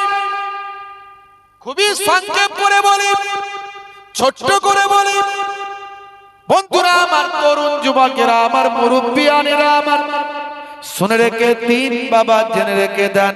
হে মুসলমান, একটুখানি লক্ষ্য করুন ভাইরা আমার, তরুণ যুবকেরা আমার, তাহলে যেদিনে আপনার আমার দয়ার নবী রাহমাতুল লিল আলামিন যেদিন আমার মাতৃগর্ভে স্থান লাভ করেছেন, সেদিন আমার আল্লাহ খুশি হয়ে, আনন্দ হয়ে, আনন্দিত হয়ে, খুশি হয়ে আমার আল্লাহ ফারিস্তাদের আওয়াজ দিয়ে বললেন, হে মালাইকা ফারিস্তারা, আসমানবাসীকে জানিয়ে দাও, আসমানবাসীদের জানিয়ে দাও, ফারিস্তাদের বলে দাও, অর্ধরাত্রিতে আমার রাহমাতুল লিল আলামিন যে নবীকে আমি আল্লাহ সৃষ্টির শ্রেষ্ঠ প্রাণী, শ্রেষ্ঠ জীব বানিয়েছি, সৃষ্টির শ্রেষ্ঠ মহামানব করেছি, যার জন্যই আমি আল্লাহ তো ব্যবস্থাপনা নিয়েছি, সেই রাহমাতুল লিল আলামিন আখির জামানার পয়গম্বর মাতৃগর্ভে স্থান লাভ করেছে। হে আকাশবাসী, তোমরা খুশি হয়ে যাও, জমিনবাসীকে জানিয়ে দাও। আর শোনো শোনো, দীর্ঘদিন ধরে মানুষের অন্যায়, অত্যাচার, অবিচার আমি আল্লাহ সহ্য না করে রহমতের দরজা তালা মেরে দিয়েছিলাম। বহুদিন থেকে আকাশ থেকে পানি বর্ষণ করি না। যাও যাও, আমার নবীর আগমনে, আমার রাহমাতুল লিল আলামিনের আগমনে আকাশের দরজার তালাখানা খুলে দাও, রহমতের দরজার তালা খুলে দাও, আকাশ থেকে অবিরাম পানি দুনিয়া আর জমিনে দান করে দাও। সেই বছরে আমার আল্লাহ আকাশ থেকে সবচেয়ে বেশি পানি আরবের জমিনে দান করেছিলেন। আরবের মানুষেরা ওই পানি পেয়ে আনন্দিত হয়েছিল। পশু পাখিগুলো নতুন করে তারা পেখম মেলেছিল, আনন্দে নৃত্য করেছিল। গাছপালাগুলো আবার সবুজ হয়ে শাখা প্রশাখার বিস্তার ঘটিয়েছিল। মানুষগুলো আনন্দে আত্মহারা হয়েছিল। ওই বছরের নাম তারা দিয়েছিল, আরবের মানুষেরা ওই বছরের নাম তারা দিয়ে বলেছিল সানাতুল ফাতহে ওয়াল ইবতিহাজ, জয় এবং আনন্দের বছর নামে তারা ভূষিত করেছিল। জয় এবং আনন্দের বছর নামে তারা ভূষিত করেছিল ওই বছরকে। আমার নবী যে বছর রাহমাতুল লিল আলামিন দুনিয়ার জমিনে আসছে, বন্ধুরা আমার, সবাই খুশি হয়েছিল, কিন্তু দুঃখ পেয়েছিল একজন। কে সেটা? ইবলিস, শয়তান দুঃখ পেয়েছিল। আমার নবীর জন্মেতে যে সবাই খুশি, সবাই যে আনন্দিত হয়েছে, ভাইরা আমার, তরুণ যুবকেরা আমার, মুরব্বিয়ানেরা আমার নবীর জন্মতে সবাই খুশি হয়েছে, শুধু কেবলমাত্র দুঃখ পেয়েছে ইবলিস, শয়তান। আর বর্তমানে যারা দুঃখ পায় তারা ইবলিসেরই চাচতো ভাই, ফুফুতো ভাই, হয় চেলা না হলে মুরিদ। কথা ঠিক না ভুল? 12 রবিউল আউয়ালে রহমত ওয়ালা নবী এলো রে। জোরে হবে না? জোরে হবে না? 12 রবিউল আউয়ালে রহমত ওয়ালা নবী এলো রে, সাফাআতের তাজ পরে জামিনে বরকত ওয়ালা নবী এলো রে। 12 রবিউল আউয়ালে রহমত ওয়ালা নবী এলো রে, সাফাআতের তাজ পরে জামিনে বরকত ওয়ালা নবী এলো রে। এলো রে ভাই, এলো রে, এলো রে ভাই, এলো রে, কাউসার, কাউসার ওয়ালা নবী এলো রে। জোরে হবে না? জোরে হবে না? ও ওই কুরাইশ বংশের ভিতরে মা আমিনার রেহেমে এলে তুমি নূর জেলে আব্দুল্লাহর ওই বাগানে। ওই কুরাইশ বংশের ভিতরে মা আমিনার রেহেমে এলে তুমি নূর জেলে আব্দুল্লাহর ওই বাগানে। ওই বাগানের ফুলকলি, ওই বাগানের ফুলকলি ফুটলো সারা ভুবনে। 12ই রবিউল আউয়ালে রহমত ওয়ালা নবী এলো রে।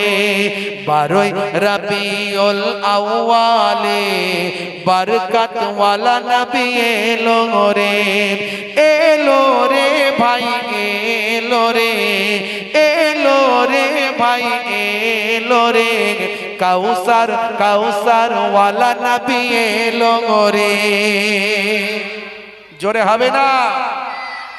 আর জোরে হবে না? ওই রাত বলে ও গো প্রভু দাও না তুমি আমার মাঝেতে। দিন বলে ও গো প্রভু দাও না আমার বুকেতে। ওই রাত বলে ও গো প্রভু দাও না আমার মাঝেতে। দিন বলে ও গো প্রভু দাও না আমার বুকেতে। দিন ও রাতের মাঝেতে, দিন ও রাতের মাঝেতে এলেন নবী সুবে সাদেকে। 12ই রবিউল আউয়ালে রহমত ওয়ালা নবী এলো রে। সাফাআতের তাজ পরে জমিনে বরকত ওয়ালা নবী এলো রে। এলো রে ভাই এলো রে, এলো রে ভাই এলো রে। কাউসার কাউসার ওয়ালা নবী এলো রে। জোরে হবে না? আর জোরে হবে না? ওই আকাশ বাতাস চন্দ্র তারা খুশিতে তারা মেতেছে। জোরে হবে না?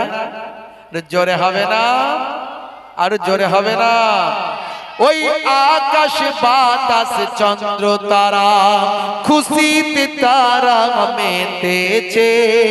আসমানের হুর ফারিস তারা দেখার তরে উকি মেরেছে। আরো জোরে, আরো জোরে। ওই আকাশ বাতাস চন্দ্র তারা খুশিতে তারা মেতেছে। আসমানের হুর ফারিস তারা দেখার তরে উকি মেরেছে। দাদু মুত্তালিব খুশি হয়ে, দাদু মুত্তালিব খুশি হয়ে মক্কাবাসীর দাওয়াত করেছে। জোরে হবে না? আর জোরে হবে না? 12ই রবিউল আউয়ালে রহমত ওয়ালা নবী এলো রে। 12ই রবিউল আউয়ালে বরকত ওয়ালা নবী এলো রে। সাফাআতের তাজ পরে জমিনে রহমত ওয়ালা নবী এলো রে। এলো রে ভাই এলো রে, এলো রে ভাই এলো রে। কাউসার কাউসার ওয়ালা নবী এলো রে। জোরে হবে না? আল্লাহুম্মা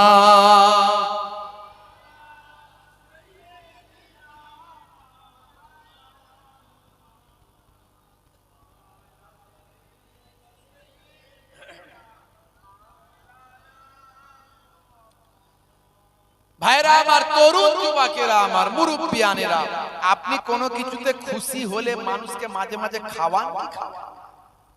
জোরে বলেন, খাওয়ান না খাওয়ান না? আপনার ছেলে হয়েছে, জন্ম হয়েছে, লোকে বলে না মিষ্টি খাওয়াবি না? কি এটা তার বহিঃপ্রকাশ। খুশি হলে মানুষকে খাওয়াও, মানুষকে খাওয়ালে কোনোদিন বরবাদ হয় না, হয় বাবা? হাদিসের মধ্যে এসেছে বানি ইসরাইল যুগে পিপাসার সময় কুকুরকে পানি পান করানোর জন্য 12 বছরের আল্লাহ তার গুনাহ মাফ করেছে। তাহলে কুকুরকে খাওয়ালে যদি পানি পান করালে, কুকুরকে পানি পিপাসার সময় খাওয়ালে যদি গুনাহ মাফ হয় 12 বছরের, আর ইমানদার আল্লাহওয়ালা মানুষ, সাধারণ মানুষ, মানুষকে খাওয়ালে গুনাহ মাফ হবে না? হবে না। আবার নবী এসেছেন বলে আপনি খাওয়াচ্ছেন, বলছে খাওয়ানো চলবে না, বেদাত বলছে না? বলে নবীর মিলাদ করা বেদাত। মিলাদ মানে জন্ম, জন্মের আলোচনা, জন্মের আলোচনা। বলছে জন্মদিন করছো কেন? মৃত্যুদিন তো করছো না, মৃত্যুদিন তো করছো না। মানে নবীর নিয়ে আলোচনাকে বন্ধ করতে হবে, নবী পাকের নিয়ে আলোচনাকে বন্ধ করতে হবে। কারণ নবী পাকের নিয়ে আলোচনা করলে ইমানদারের মনে নবী প্রেম বাড়বে না কমবে? ওরা তো নবী প্রেমটাকে যাতে না তৈরি হয় সেটা চেষ্টা করছে। নবী প্রেম যাতে তৈরি না হয় তার জন্য চেষ্টা করছে। এই চক্রান্ত আমেরিকা ব্রিটেনের চক্রান্ত। কারণ তারা চিন্তার মধ্যে আছে, তারা টেনশনের মধ্যে আছে। আপনি জানেন না, অবাক হয়ে যাবেন এই পশ্চিমাদের চক্রান্ত কেমন মুসলমানদের উপর তারা চালায়। আপনি জানেন না, অবাক হয়ে যাবেন। এই দেশে যখন তারা ছিল, ইংরেজরা শাসন করেছিল 200 বছর। তারা দেখলো হিন্দু আর মুসলমান যদি এক হয়ে যায় তাহলে আমাদের এই দেশে রাজত্ব করার স্বপ্ন আর হবে না, রাজত্ব করা মুছে যাবে। তাই হিন্দু আর মুসলমানদের এক হতে দিলে হবে না, এদের মধ্যে দ্বন্দ্ব লাগিয়ে রাখতে হবে। এটা হলো পলিটিক্স। যত দ্বন্দ্ব লেগে থাকবে তত যারা চেয়ারে বসে আছে আরো যুগ যুগ চেয়ারে বসে থাকতে পারবে। এটা হলো পলিটিক্স। সেই পলিটিক্স এখনো চলছে, ভালো করে ভেবে চিন্তে দেখুন চলছে। ইংরেজ সরকার যখন দেখলো ইংরেজদেরকে তাড়ানোর জন্য হিন্দু আর মুসলমান এক হয়ে লড়াই করছে, তখন তারা নিয়ে এলো একটা রাইফেল। যে রাইফেলের টোটাটাকে, গুলিটাকে, তখনকার যুগের রাইফেল তো টোটাটাকে, গুলিটাকে দাঁতে করে টেনে কেটে ফেলে দিয়ে তবে ভরতে হতো। তখন তারা ছড়িয়ে দিল এই টোটাতে যে গুলিটা দেওয়া হয়েছে তাতে গুলিতে চর্বি মেশানো হয়েছে। চর্বিটা হলো গরু আর শূকরের চর্বি দিয়ে।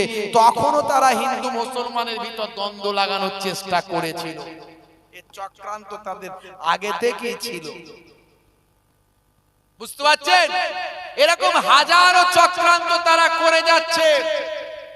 হে যুবকেরা, আপনি বলবেন ভাইজান আপনি সব খবর রাখেন কি করে? পড়াশোনা করতে হয়, ইন্টারনেট সার্চ করতে হয়, তথ্য নিতে হয়, গবেষণা করতে হয়, তবে পাওয়া যায়। মুসলমানের ছেলেদেরকে এই মোবাইলের দ্বারাই, এই মোবাইলের দ্বারাই তোমার আমার ভাইকে বিপদগামী করছে। এরা কি করছে? এখন চক্রান্ত করছে। এখন আর সেই টোটা নাই, দাঁতে করে কেটে ফেলে দিয়ে আপনাকে আমাকে বিপদগামী করার জন্য দ্বন্দ্ব লাগানোর চেষ্টা করত। এখন তা না করে এই মোবাইলের মাধ্যমে করছে। কি করে করছে? এই মোবাইলের মধ্যে অশ্লীলতা ভরে দিচ্ছে, অশ্লীলতা গেম, এমন এমন গেম দিচ্ছে তুমি ওই গেমের মধ্যে নিমজ্জিত হয়ে থাকবে। সব ভুলে যাবে, ঘর ভুলে যাবে, সংসার ভুলে যাবে, পয়সা ভুলে যাবে, ইনকাম ভুলে যাবে, ছেলে মেয়ে ভুলে যাবে, বাপ মা ভুলে যাবে, নবী ভুলে যাবে, আল্লাহ ভুলে যাবে, নামাজ ভুলে যাবে। ওই গেম নিয়ে শুধু চালিয়ে যাচ্ছে। মুসলমানের ছেলে শুধু গেম চালাচ্ছে, DD DD DD DD DD DD, খালি গুলি করে যাচ্ছে, গুলি আর বন্ধ হয় না। আছে না? না। আর এই গেম লোড করার কথা কারা বলছে? আমার দেশের বড় বড় সেলিব্রিটি লোকেদেরকে টাকা দিয়ে দিয়েছে শাহরুখ খানকে, এই নাও 50 কোটি দিচ্ছি আমাদের গেমের অ্যাড করে দাও। সে ওসব দেখলো না, এতে মানুষের ক্ষতি হবে না উন্নতি হবে ও দেখার দরকার না, আমি টাকা পেয়েছি ভালো করে অ্যাড করে দিচ্ছে। এই গেমটা খেলুন, এত ইনকাম হবে, এত লাভ হবে। অ্যাড করছে শাহরুখ খান, অ্যাড করছে সচিন টেন্ডুলকার, অ্যাড করছে অমিতাভ বচ্চন, অ্যাড করছে আদানি আম্বানি, সব করে মানুষকে মোবাইলে বিভোর করে রেখে দিয়েছে। এই রাত দিন মোবাইল চালিয়ে চালিয়ে চালিয়ে চালিয়ে ব্রেনটাকে নষ্ট করে ফেলছে। ভাই আমার ঠান্ডা বুদ্ধি মাথায় কিছু নাই, উন্নতি ডেভেলপমেন্ট ভাই আমার কত তাদের মধ্যে প্রতিভা আছে, সেই প্রতিভাগুলো সব ধ্বংস করে দিচ্ছে এই মোবাইলের গেম আর তার সঙ্গে সঙ্গে কিছু অশ্লীল ভিডিও। বলবেন হুজুর আপনি জানলেন কি করে? পড়াশোনা করে জানতে পারছি মোবাইলে কি আছে। এত কিছু তো আমাদের ক্ষমতায় নাই, কোন গেম আমার মোবাইলে একটাও দেখাতে পারবেন না, কোনোদিন গেম টেম খেলিও না, কিন্তু এসব তথ্য ইন্টারনেট থেকে পাওয়া যায়। ভাই আমার এসব তথ্য লেখালেখি পড়াশোনার মাধ্যমে পাওয়া যায়। এমনকি অশ্লীল ভিডিও এই মোবাইলে দেখিয়ে দিচ্ছে, ছেলে মেয়ের অবৈধ সম্পর্ক, অশ্লীল ভিডিও ভাই আমার এতে দেখানো হচ্ছে। এই দেখে আমার আপনার ঘরের ছেলেরা, যুবকেরা, বাচ্চা বাচ্চা ছেলেরা মোবাইল পেয়ে তারা অশ্লীলতায় মগ্ন হয়ে তাদের দুনিয়া আখেরা ধ্বংস করে দিচ্ছে। এমনকি আমি আজকে আমাকে একজন ইন্টারনেটে পাঠালো, হুজুর দেখুন এই যে একজন পপ স্টার বা পর্নো স্টার, মানে যারা অশ্লীল ভিডিও তৈরি করে, যারা অবৈধভাবে ভিডিও তৈরি করে, অবৈধ নারী পুরুষ একসঙ্গে মিলিত হয়, নারী পুরুষ একসঙ্গে সহবাস করে, একসঙ্গে জেনা করে, ব্যভিচার করে, ধর্ষণ করে, এই রকম ভিডিও তারা তৈরি করে। তার মধ্যে একজন নাম হলো মিয়া খলিফা। বলে হুজুর ইন্টারনেটে ধরা পড়েছে মিয়া খলিফা, নাম দিয়েছে মুসলমানের। পরে ডাউট হলো যে মুসলমানদের মেয়ে কি এত নিচে নামতে পারে, এই রকম অশ্লীল কাজ করতে পারে, এত বড় পর্নো স্টার হতে পারে? তো সার্চ করে দেখা গেল, যার ভালো করে ভেরিফাই করে দেখা গেল এই মিয়া খলিফা আসলে মুসলমান নয়, এ হলো একজন লেবাননের লেবানিস অমুসলিম, এ মুসলমান নয়, একে পশ্চিমারা ব্যবহার করেছে, এর নাম দিয়েছে মিয়া খলিফা। অথচ খলিফা মুসলমানদের একটা সম্মানের জিনিস। খলিফা মানে হলো প্রতিনিধি, আল্লাহর নবীর প্রতিনিধিদের খলিফা বলা হয়। এ মুসলমানদের ইনসাল্ট করার জন্য, মুসলমানদের ছোট করার জন্য, মুসলমানদের হেয় প্রতিপন্ন করার জন্য এ একটা উপাধি নিয়েছে। এর আসল নাম অন্য, এর আসল নাম অন্য, এর আসল নাম মিয়া খলিফা নয়, এ আসল নাম অন্য। ভাই আমার মিয়া খলিফা উপাধি নিয়ে এ ষড়যন্ত্র করে, ভাই আমার আসল নাম হচ্ছে সারা জো চামউন। সারা জো চামউন, এর আসল নাম হলো সারা জো চামউন। ইন্টারনেট সার্চ করবেন পাবেন, কিন্তু উপাধি নিয়েছে মিয়া খলিফা, যাতে করে সারা বিশ্বের মুসলমানরা ভাবে একজন মুসলমান, আর একে দেখে এর পথে মুসলমানদের একটা অংশ যায়। এইভাবে মুসলমানদের অন্যায় পথে ধাবিত করার জন্য এই ষড়যন্ত্র তারা চালাচ্ছে। আর মুসলমানদের আমার আপনার ঘরের যুবকেরা এদের ষড়যন্ত্রে পা দিয়ে দুনিয়া আখিরাত বরবাদ করে দিচ্ছে। মনে রাখবেন হে যুবকেরা, এই ইন্টারনেট তুমি ভালোভাবে ব্যবহার করো, ইসলামের পথে ব্যবহার করো, অন্যায় পথে ব্যবহার করবে না, অশ্লীলতার পথে ব্যবহার করবে না, গেম খেলে খেলে সময় নষ্ট করে দেবে না, জীবনটা বরবাদ হয়ে যাবে। হে মুসলমান, এ চক্রান্ত তোমাদের উপর অনেক আগে থেকে চলছে। হে যুবকেরা, হে ভারতবাসীরা, ভাই আমার এই ইংরেজদের এই পাশ্চাত্যের চক্রান্ত, পাশ্চাত্য আমাদেরকে তারা একটা মায়া জালের ভিতর রাখতে চায়, আমাদের সমস্ত কিছু লুটে পুটে খেতে চায়। এ চক্রান্ত তাদের আজ থেকে নয়, তারা ইস্ট ইন্ডিয়া কোম্পানির নাম দিয়ে ভারতবর্ষে ঢুকেছিল, ঢুকে ভারতবর্ষে ব্যবসার কথা বলে সারা ভারতবর্ষকে দখল করেছিল, নীলকর চাষীদেরকে ভাই আমার নীল চাষ করতে বাধ্য করেছিল। ও ইতিহাস ভুলে গেলে বোকামি ছাড়া অন্য কিছু হবে না। সেই ব্লাড, সেই রক্ত তাদের, তারা আজও তারা আমেরিকায় বসে বসে, ব্রিটেনে বসে বসে, ইংল্যান্ডে বসে বসে সারা বিশ্বের মানুষকে নিজেদের মায়া জালে আটকে রেখে মানুষকে বন্দী করে মানুষের উপর অত্যাচার চালিয়ে যাচ্ছে মেন্টালি এবং ফিজিক্যালি ভাবে। যদি এটা আমরা না বুঝি, আমরা ভাইয়ে ভাইয়ে লড়াই করি, হিন্দু মুসলিম খ্রিস্টান জৈন বৌদ্ধ ভাই আমার প্রতিবেশীদের লড়াই করে আমরা ধ্বংস হব আর তারাই লাভবান হবে। এটা আমাদের মাথায় রাখতে হবে। এ মুসলমান, দুনিয়া আখিরাতকে বরবাদ করে দিও না। আজকে তুমি ইন্টারনেট অন্যায় ভাবে ব্যবহার করছো, ইন্টারনেটে তুমি পর্ন ভিডিও দেখছো, ইন্টারনেটে তুমি গেম দেখছো, অশ্লীল ভাবে তুমি কাজকর্ম করছো, অশ্লীল ভিডিও ছবি দেখছো, ফটো দেখছো, তোমার দুনিয়াও বরবাদ হবে, তোমার আখিরাতও বরবাদ হবে। তোমার কোনো ইবাদত কাজে লাগবে না, তোমার নামাজ রোজা হজ যাকাত কাজে লাগবে না, তোমার ওয়াজ ইবাদত বন্দেগী কাজে লাগবে না। আজ থেকে তওবা করো, ইন্টারনেটকে আমি সহিভাবে ব্যবহার করব, খারাপ পথে কোনোদিন ব্যবহার করব না। রাজি আছেন তো মুসলমান? বলেন ইনশাআল্লাহ, বলেন ইনশাআল্লাহ। যুবকেরা আমার, তরুণ যুবকেরা আমার, আপনার আমার নবী আখিরি জামানার পয়গম্বর, জগতের শেষ নবী, শান্তির কথা মানুষ